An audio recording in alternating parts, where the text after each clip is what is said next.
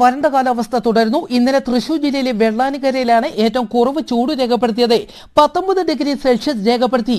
ജനുവരി 30, 31 തീയതികളിൽ സംസ്ഥാനത്തെ 1-2 സ്ഥലങ്ങളിൽ ഒറ്റപ്പെട്ട മഴയ്ക്ക് സാധ്യത.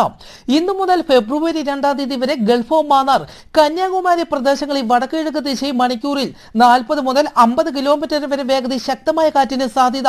മത്സ്യത്തൊഴിലാളികൾ ജാഗ്രത പാലിക്കണമെന്ന് നിർദ്ദേശം.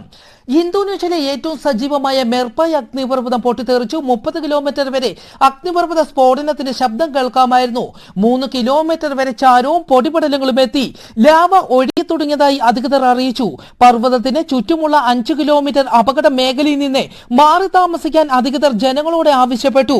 2010 അവസാനമായി അഗ്നിപർവ്വതം ഇവിടെ പൊട്ടിത്തെറിച്ചത്. അന്ന് 300-ലധികം പേർ കൊല്ലപ്പെടുകയും 28,000-ഓളം ജനങ്ങളെ മാറ്റിപ്പാർപ്പിക്കുകയും ചെയ്തിരുന്നു.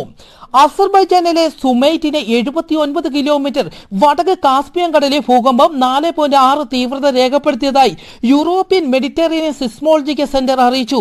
ഇന്നലെ വൈകിട്ടായിരുന്നു ഭൂകമ്പം ഉണ്ടായത്. സുനാമി മുന്നറിയിപ്പില്ല.